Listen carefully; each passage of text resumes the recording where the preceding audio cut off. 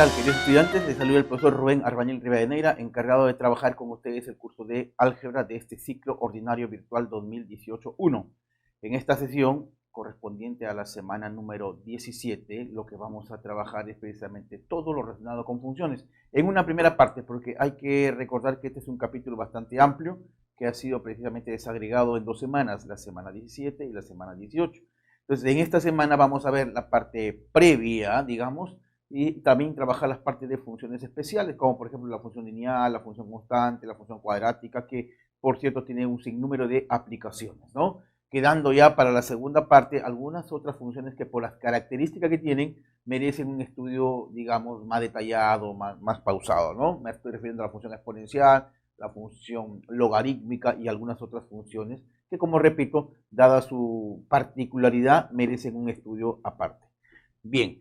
Entonces, eso es lo que vamos a abordar en esta semana número 17, la definición de lo que es una función, la gráfica de una función y sobre todo calcular dominio y rango. Digamos que todos los problemas o la gran mayoría de los problemas que vamos a tener que resolver van a girar en torno a eso, calcular dominio, rango de la función o algo que tenga que ver precisamente con esos dos subconjuntos.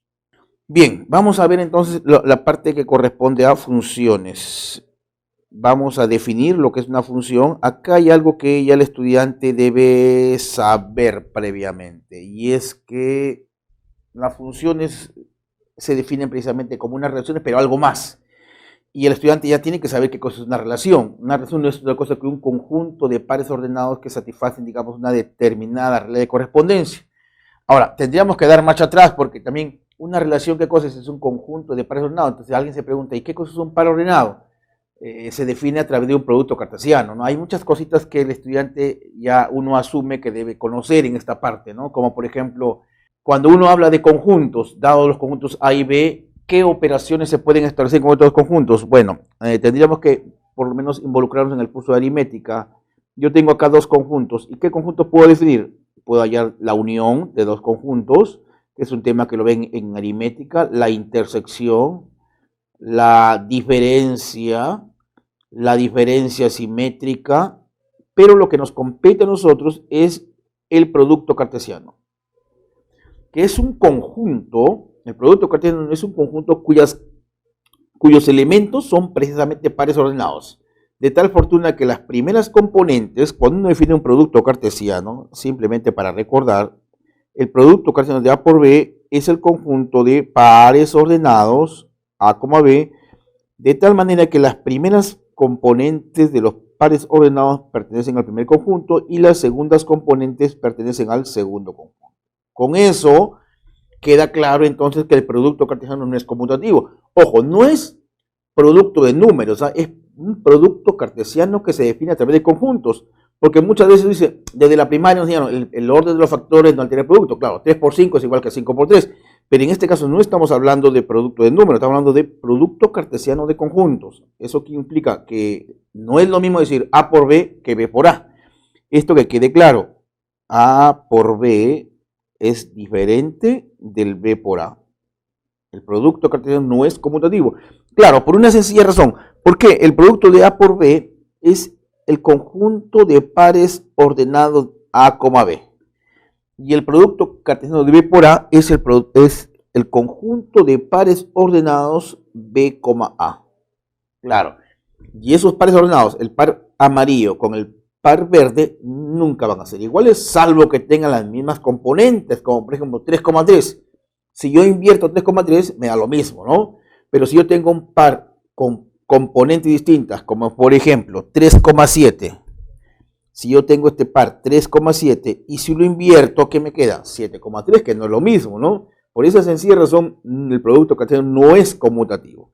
Bueno, entonces, cuando uno define relaciones, dice, es un subconjunto del producto cartesiano. Una relación es un subconjunto de un producto cartesiano. Entonces, significa que de este conjunto de pares ordenados, vamos a seleccionar algunos pares ordenados, no todos, tales que cumplan una determinada regla de correspondencia. Se me ocurre, por ejemplo, ¿no? Dado el conjunto A, un conjunto, vamos a poner 1, 2, 3. Y el conjunto B, vamos a ponerle 3, 5, 7. Dos conjuntos ahí, son conjuntos finitos, como se puede ver. Entonces tú defines el producto cartesiano A por B. El producto cartesiano A por B serían pares ordenados como por ejemplo el par 1,3, el par 1,5, 1,7 y así sucesivamente. A decir verdad, este producto cartesiano va a tener 9 elementos, es decir, 9 pares ordenados. El último par ordenado será pues 3,7. Ahora, de ese producto cartesiano yo puedo definir una relación. Digamos acá, R. R, digamos, es un conjunto de pares ordenados que pertenecen al producto cartesiano, tal que, por ejemplo, podríamos decir, ¿no?, que I es X más 1, o X más 2 de repente, ¿no? No sé, se me ocurre, por ejemplo, eso. Esta es una relación en la cual me está diciendo que seleccione del producto cartesiano, ese es el producto que hemos encontrado, que son 9 pares ordenados, vamos a seleccionar los pares ordenados que pertenecen al producto cartesiano, pero no todos, sino aquellos que cumplen esa regla de correspondencia. ¿Cuál? Que la segunda componente sea igual a la primera aumentada en 2. Indudablemente que no van a estar todos los pares ordenados. Habrán pues algunos que satisfacen esa condición. Esos son los pares que pertenecen y que forman la relación R. Entonces, es obvio que si yo cambio la regla de formación, que ya no sea X más 2, sino X más 5, por ejemplo, entonces van a ser otros los pares ordenados que satisfagan la regla de correspondencia. Entonces, la relación, ¿de dónde la vamos a obtener? Del producto cartesiano. Por eso es que sencillamente una relación es un subconjunto del producto cartesiano, porque es de ahí donde vamos a sacar o donde vamos a extraer los pares ordenados que van a satisfacer, que van a cumplir o en todo caso que van a verificar la regla de formación, ¿no? Bueno, ahora, eso es una relación, pero para que llegue a ser una función debe ser algo más. Y eso es lo que nos corresponde ver el día de hoy, ¿eh? ¿Qué cosa es una función? Bueno, ahí les he comentado a grosso modo lo que es una relación. Ahora sí vamos a definir realmente lo que es una función. Y es que es una función, diremos, definida de A en B si y solo si cumple estas dos condiciones. Definición. Entonces, diremos que f es una función. Vamos a trazar una línea divisoria acá para aprovechar el espacio. Diremos que f es una función definida de A en B, donde al conjunto A se le denota como el conjunto de partida y al conjunto B es el llamado conjunto de llegada. Si y solo si cumple lo siguiente. A ver, la primera condición para que sea f una función, que f sea un subconjunto del producto cartesiano, en este caso A por B. Ten en cuenta que cuando hablemos del producto cartesiano, ahí importa el orden, porque ya lo hemos comentado que el producto cartesiano no es conmutativo. Y dos, la segunda condición es que si x, y pertenece a f y x, z pertenece a f, entonces y es igual a z. Bueno, eso nos va a servir precisamente para poder resolver los problemitas, ¿eh? Es decir, si yo tengo dos pares ordenados que pertenecen a la función y que tienen la misma primera componente, nótese acá, ojo, x, x. Entonces, siendo f una función, ¿qué debe cumplirse? Que las segundas componentes necesariamente tienen que ser iguales, ¿no? Bueno, y esto tiene que ver precisamente con lo que algunos autores llaman la definición geométrica. ¿Cómo identifica si una gráfica corresponde o no a una función? Fácil, basta trazar rectas verticales y estas rectas deben cortar la gráfica en un solo punto. Si cortan en dos o en más, ya no es función porque ya no estaría cumpliendo esta segunda condición, ¿no? Entonces esa es la definición, algunos le llaman así, definición geométrica de función. ¿Cuál es? Basta trazar rectas verticales o paralelas al eje Y y estas rectas deben cortar la gráfica en un solo punto. Ahora voy a presentar algunas gráficas que van a aclarar un poco la idea. Entonces, A partir de ahí podemos decir acá lo siguiente, como una nota. Decir que el par ordenado x, y pertenezca a la función, esto equivale a decir que y es igual a f de x. A menudo, cada vez que tengamos que trabajar con funciones, por lo menos en este nivel, siempre se hace uso de las variables x e y. X para representar la variable independiente, mientras que y está representando la variable dependiente. Claro, y está en función de x, y depende de x, lo llaman variable dependiente, ¿no? Entonces, en este nivel es muy común. Para la variable independiente, x, para la variable dependiente, y, ¿no? Y por lo general, las funciones siempre nos van a dar en esta forma, y ya está despejado en función de x, ¿no? Eso es muy, muy común, digamos, en este nivel.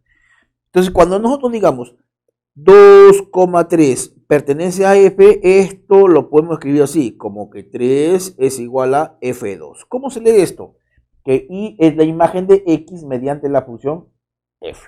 Así se lee. Bueno, entonces podríamos decir acá, y es la imagen de x mediante la función f. Ya está. Muy bien, y entonces en términos gráficos podríamos entender acá de la siguiente forma. Haciendo uso de los diagramas de Venn, podríamos decir acá lo siguiente, observa. Acá está el conjunto de partida, este es el conjunto de llegada. La función está definida del conjunto A hacia el conjunto B. Por eso es que se llama así, conjunto de partida y conjunto de llegada, ¿no? Entonces, ¿cómo entendemos esto? Está X y mediante la función f lo hacemos corresponder a y. Por eso es que podemos entenderlo así, decir que el par x, y pertenece a la función, lo que dice acá, o en todo caso podemos decir acá que y es la imagen de x mediante la función f, o sobre la función f, ¿no? Entonces, esa es la idea precisamente de esto. En términos gráficos, vamos a poner acá definición geométrica. ¿Cómo el estudiante va a identificar, va a reconocer si una gráfica corresponde o no a la de una función? Bueno, vamos a mostrar tres gráficas acá, Fíjense, tenemos acá algo así, una primera gráfica, por acá tenemos otra gráfica, veamos entonces. Una segunda gráfica, por ejemplo, podríamos tener acá la siguiente, una tercera gráfica. Según lo que hemos manifestado hace unos instantes, ¿cómo identificas? Bueno, ahí hay tres gráficas, como pueden ver, ¿no? Que están representadas por un conjunto de pares ordenados. Si unimos todos esos pares ordenados, nos van a dar esas gráficas. Pero ahora la pregunta es, ¿todas ellas, o las tres que he mostrado acá, representarán la gráfica de una función? Fácil, lo que tienes que hacer tú es lo siguiente, trazar rectas verticales. Y por donde tú traces rectas verticales, por ejemplo acá, trazo otra recta vertical y observamos que esta recta corta la gráfica en un solo punto. Es más, por donde yo trace rectas verticales, por acá otra recta vertical, o más acá a la izquierda o más a la derecha, siempre va a cortar la gráfica en un solo punto. Por lo tanto, esto corresponde a la gráfica de una función. Sin embargo, en la figura número 2, ¿qué pasa si yo trazo una recta vertical por acá? Una recta para el eje Y, observamos que corta a la gráfica en 2 puntos. Y al cortar en 2 puntos, evidentemente esto no sería la gráfica de una función, ¿no? En otras palabras, una parábola que se abre a la derecha o hacia la izquierda no corresponde a una función. ¿Por qué? Por una sencilla razón, porque no estaría cumpliendo esta segunda condición.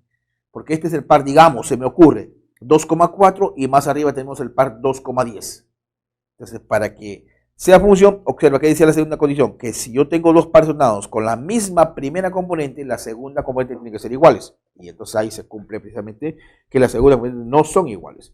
La gráfica 3, observa acá, si yo trazo rectas verticales, esto siempre va a cortar la gráfica en un solo punto. Entonces, esto sí corresponde a una función. Una forma práctica, ¿no? El estudiante Cuando le dan una gráfica, lo primero que hace es trazar rectas verticales para poder determinar si es una función o no. Ahora, en funciones hay dos conjuntitos que merecen estudiarlo. Me estoy refiriendo al dominio y al rango de una función, ¿no? Dominio y rango. Les había comentado en la parte preliminar que en esta primera parte, correspondiente a la semana 17, lo que nos interesa, la gran mayoría de problemas van a tratar de lo siguiente: hay el dominio, hay el rango o algo que tenga que ver con esos dos conjuntos. Entonces, vamos a considerar acá lo siguiente: sea f una función definida del conjunto A hacia el conjunto B. Una función. Por acá tracemos nuevamente una línea divisoria. Entonces definimos 3.1. Dominio. Vamos a tratar de convenir nosotros que el dominio lo vamos a representar de esta siguiente manera: el dom. El dominio de la función f, así lo vamos a denotar. ¿Y esto cómo define? Bueno, es un conjunto para empezar. Es un conjunto de todas las primeras componentes, en este caso del conjunto A, tales que existe y en el conjunto de llegada, de tal manera que y es igual a f de x.